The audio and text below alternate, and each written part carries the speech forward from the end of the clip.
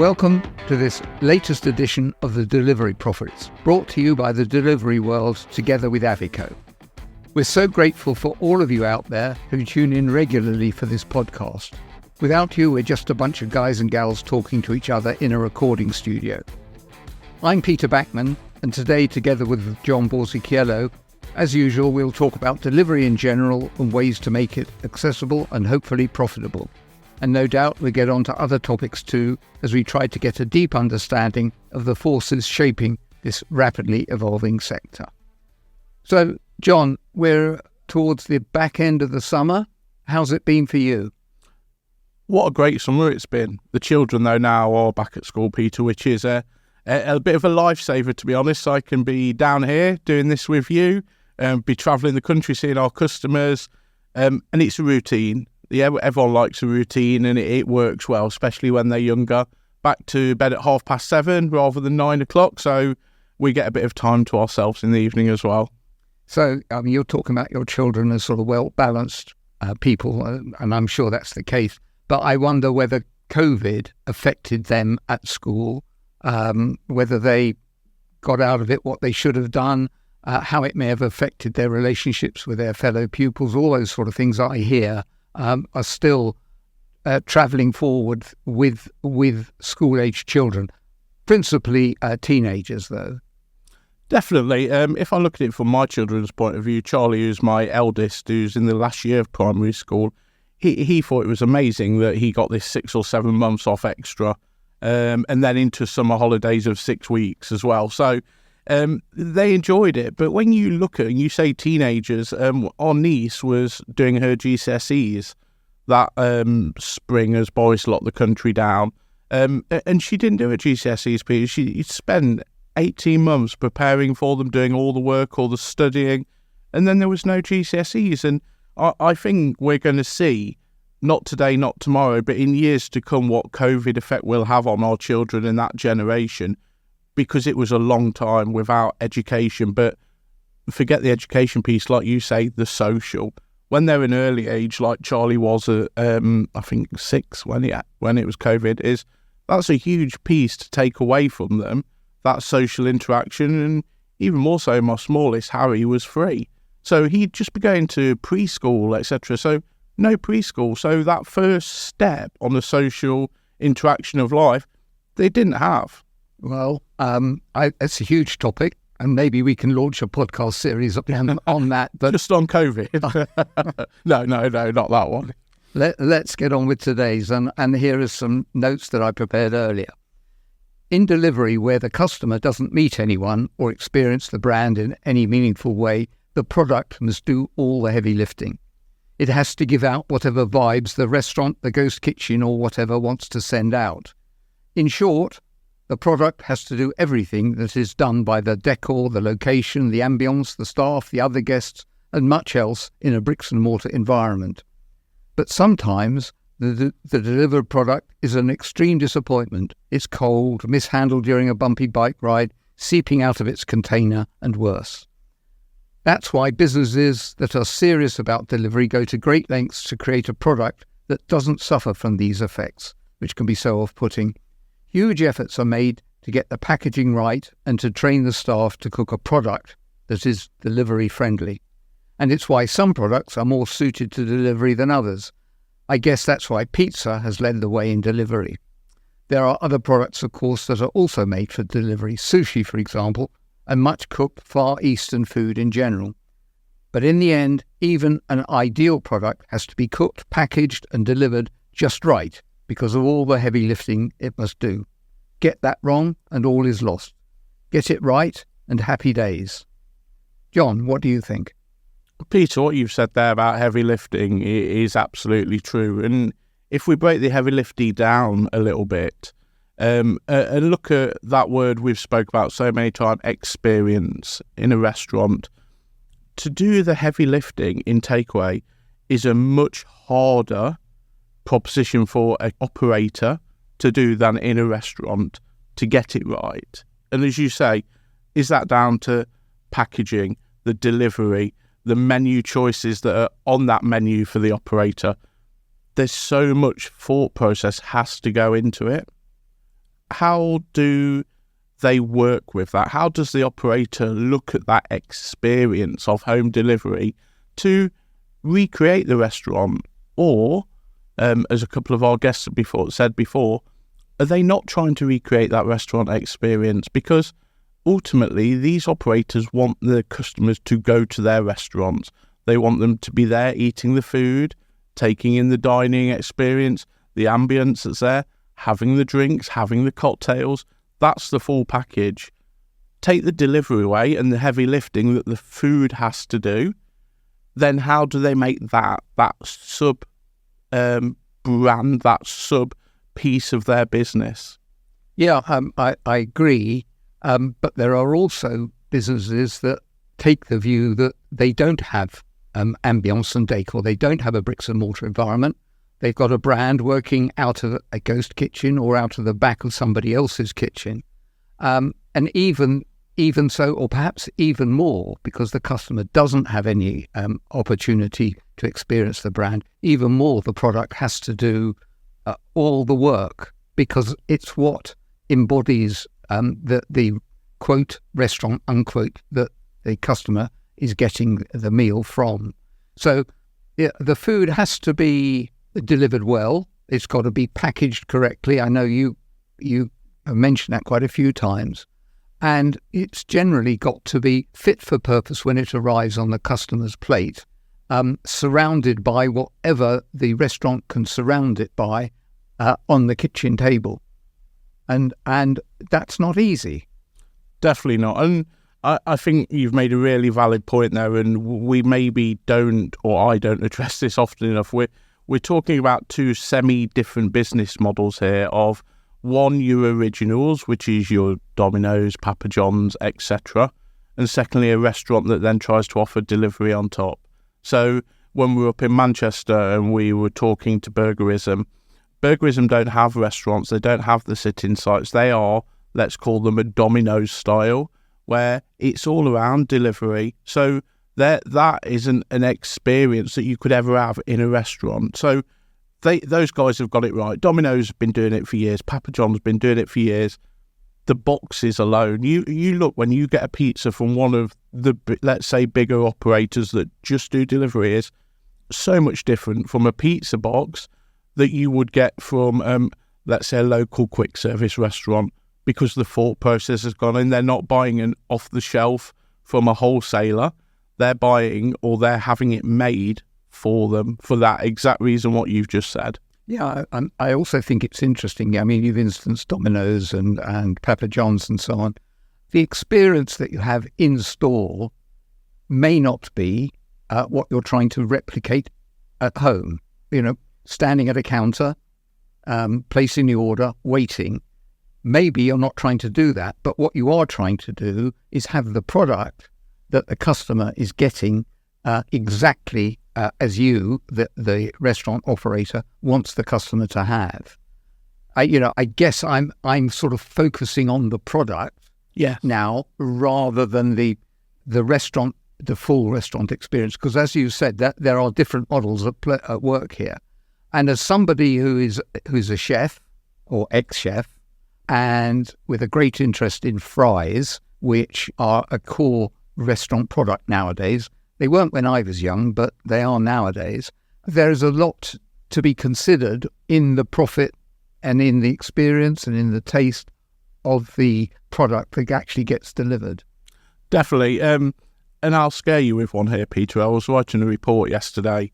With takeaway, food to go market now, 43% of meals consumed contain fries or another potato product, which I was blown away by, if I'm honest. I think it's such a huge amount.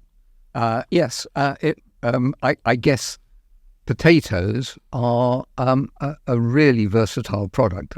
We're not here to talk about potatoes, but no, let's not do potatoes today. But it's interesting though as well, and we've discussed this before, but not on air, of looking at Avico and looking at the way we work with our customers around what products are for delivery, because there's a whole host. Everyone, you can buy a chip that's uncoated, a chip that's coated, but our biggest complaint we have from our operators is the chips are cold, the chips are soggy. How can you help us as a business? And it's around, for me, operationally working with them. It's not a case of one product fits all, because it just doesn't. If they want hot and crispy fries, it's easy. We have a product called Super Crunch that has coating on. And the idea of that is it encapsulates the heat into the product, so you've got heat retention. But then let's go to packaging that we've spoke about many a times, is put them into a paper bag and they'll just sweat. Put them into a box with holes in for etc. The steam can then escape, which keeps them hot and crispy. So there's not one fits all, but that's just on fries. Think about it with pizza. What stops the crust going soggy? How does an operator do that with a burger? And they have beautiful brioche buns. Brioche buns it's got so much butter in them. As soon as they get hot, they go soggy. But how does that stop on delivery, I guess?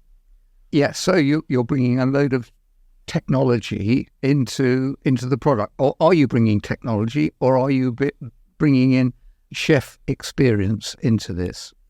So I think it's both. Like I say, chefs always ask us, we don't want cold, soggy fries, hot and crispy. We have a team over in the Netherlands where we're based that spend all day, every day looking at this. So I think it's an evolution as well, the same as this whole delivery market is. When fries started, and more, let's say, frozen fries, there were frozen fries. That was a potato and it was chopped and they were frozen. Now there's so much goes into them to make sure you're using the right variety, the right length and size. We steam peel, which then means they haven't got so much wastage coming off them. We coat them in a revolutionary Super Crunch batter, and this batter keeps them crispy. There's nothing else you can beat than having this, but we're now looking as a business, as Avico, of how do we keep up with this delivery and takeaway market? What is the next step? The next step is, I guess, a Super Crunch super batter, and that's what we have our teams working on. So there's culinary experts in there, there's people that work with the raw material, and all of these guys, when they come together, then create our products. So I'm not going to give much away because I can't, but I'd say watch this space, Peter. Yeah, watch this space. And in the meantime, you've totally convinced me, and I'll order 4 pallets today. Fantastic. So, but it's not all about fries, of course. And you mentioned pizza. Pizza was almost designed for delivery. It carries the cheese and the tomato and whatever else you have on it from the oven into your mouth, and it's a great product for doing that, and it can do it over a long distance. You have to worry that the package doesn't tip up on its side, because then the pizza crunches down on one edge and gets deformed. But overall, it's a product made for delivery. And I think there are other products as well. We could construct a list, but I always put sushi down on that, because once it's made, it's delivered cold. It's well packaged naturally, because it's all in a firm environment, so that works well. Far Eastern food, which often is in a sauce or has rice, that is also designed for delivery. And I just wonder whether the world of eating generally is going to move more and more to products which naturally lend themselves to delivery. And that would be a great shame, because it would cut out all sorts of things that are less susceptible to good delivery. And I'm thinking of steak, because that's my favourite. Definitely. Well, I love a steak, but for me, and this is a personal thing, I'd never order steak on a delivery, and I wouldn't order steak on delivery purposely, because you just said we both know what's going to happen to it, because steak's around it resting, isn't it? Being at the right temperature, the core not overcooking. By the time it has been delivered, it's always going to be either undercooked or overcooked, because there's no other way of regulating that temperature. Pizza's a really interesting one. I'm a big fan of a pizza. I'd love to know how operators do the pizzas, because if you look at the construction, is they, especially when it's the sourdough pizza and they have such a thin crust and they keep warm. There's not many times you have it and you say that's cold. It's not hot, but it's not cold. And that's such a key. And I know in one of the episodes coming, we've got Gavin on from Pizza Pilgrim, so we can grill him about that because, again, that's what they do. That's their business. But looking at curries as well, and Far Eastern food, when you use a traditional curry house, yes, it comes in the sauce. But again, is it the evolution that you've got the Dishoums of this world that have took a stable and it's an Iranian cafe, so there is a slight twist on that. But for them, they have a limited menu, so you can't order everything on the Dishoom menu for takeaway or delivery, sorry. But it's also around packaging. So they have products that travel well. You can't get everything from them, but that's a decision they've made. And I'm sure their food and development team will have looked at, okay, how can we ensure our brand stays strong and the food that we give is the quality of food we want to offer? All very good points. If I can put you right, because your memory is fading, obviously, we interviewed Gavin a few weeks ago, and he told us about pizza, but your points are well made, so thank you. I'm just wondering whether this is a convenient time to break off for a couple of minutes, and just to say that if you're enjoying the show, please consider supporting us by leaving a 5-star rating on Spotify or on Apple Podcasts. Your ratings and reviews mean the world to us and help more people discover our content. Plus, it's the best way to show your appreciation for the hard work the Delivery World team, the Avico team, and our fabulous guests put into each and every episode. So go ahead, hit that 5-star button, and there are full instructions in the show notes. So, John, let's continue with today's episode. So, John, we've talked about quite a number of important things to do with the experience, and packaging is a part of that. I mean, it may just be a brown paper bag with a plastic container inside. But do you have any views about the importance of packaging, first from protection, but more for delivering the experience? So packaging comes again in all varieties, doesn't it? It can be branded, unbranded, it can be brown, it can be craft, it can be white, it can be black, any colour under the rainbow. But it's what it does. Your point, Peter, around the strong carrier. The food is carrying the experience, isn't it? It's under all that weight, but so's the packaging. Because you put a naan bread into a paper bag, it does nothing. Again, put it into a foiled container, so the classic tin foil with the white lid on the top, it's just going to sweat. It's about taking that right piece of packaging to work with the correct product. So it can't be one size fits all. It can't be the plastic tubs with the lids on. It's around what packaging fits what type of product. Does that product need to breathe? Does that product need to stay enclosed? Is it a sauce? While you were talking, I was just thinking, we've been here before. Burgers, McDonald's, serving fries. How do they serve fries? I guess they started off in a little paper envelope. Then it turns into a beautifully designed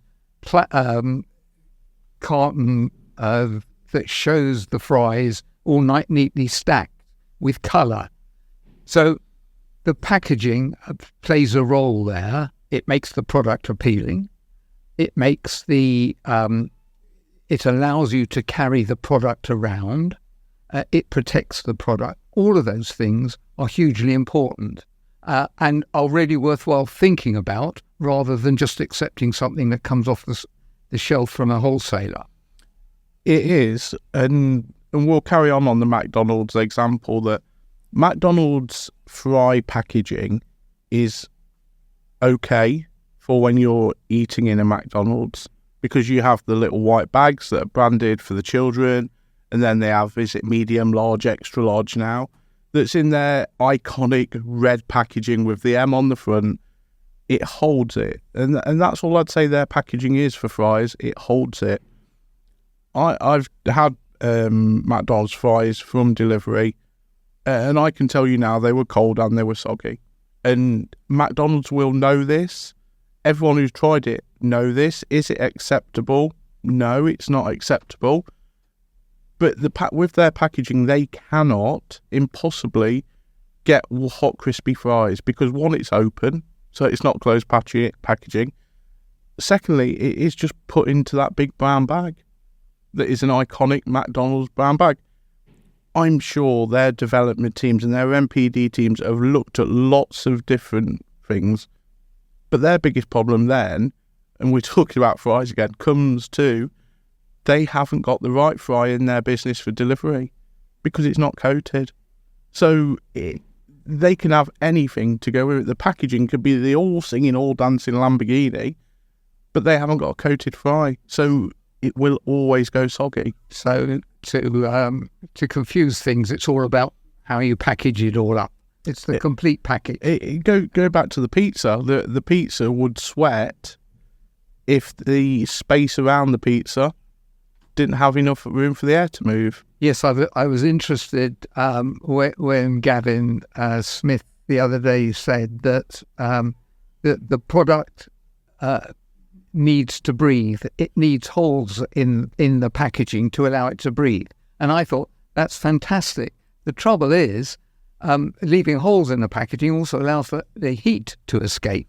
So it seems you can't win. It's bizarre you say that because, again, I've read a research paper on these holes in packaging because of the fries.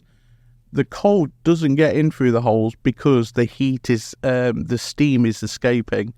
So there's some scientific bit far too over my head, Peter. Well, I'm a scientist. Okay, so why does the steam come out of it rather than the cold going in? Well, the steam comes out because steam just wants to find anywhere to go. That's the nature of steam. But steam is another form of heat. Yeah, it's a way of storing heat.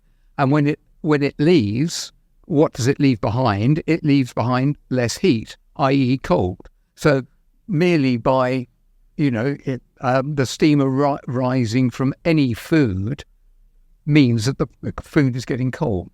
So it's almost like the countdown clock then, that when it starts, it's going to be at its hottest. And by the time it gets to the bottom of the clock, it's come to that tipping point where it goes the other way. Yes, you have to get stuck into something called entropy, which I don't think we want to cover on this. Is this podcast not for entropy?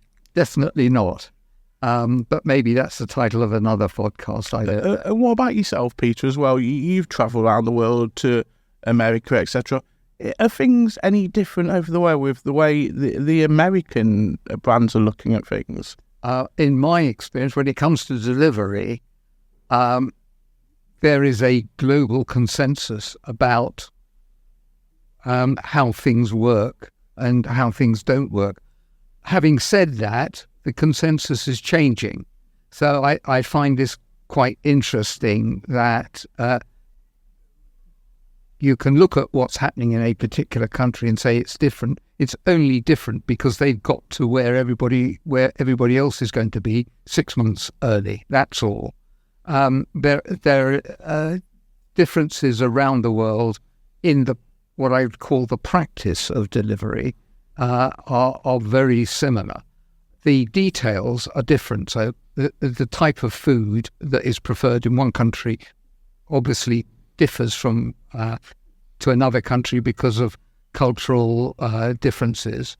But the way that the product is packaged and delivered is similar throughout the world because what works, even though the world is changing. So it's not a case of we have to catch them up, even though America are normally ahead. I think that's probably right, yes. I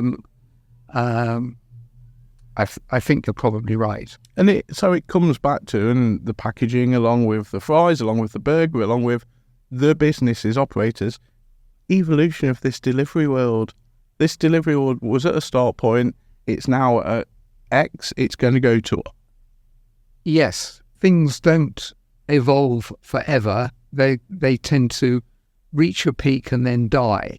And I suspect, and this is over a period of decades, not years, and I suspect, delivery will go along like that, just like most other things do.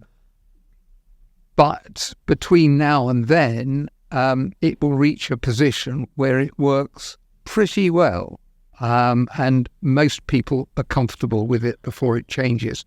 I always think about the motor car industry, which started off by basically turning stagecoaches into motorized carriages. The design then evolves over 150 years with internal combustion engines reaching a high point of reliability and expectations and price requirements and so on. But that is now changing because electrically driven vehicles are changing the nature of what a motor car is, what it looks like. So that's a very long-winded way of saying I think restaurant delivery will evolve. It will reach a position of, I guess I'd call it perfection, but it won't be anything like perfection. And then we'll slowly go downhill from there. But that's decades away, and it gives us plenty of time to carry on talking through the delivery profits. No, perfect. It's perfect. And I like how we've looked at the whole journey today, because there are so many different elements, that the tech, the packaging, the food, the driver, the aggregator.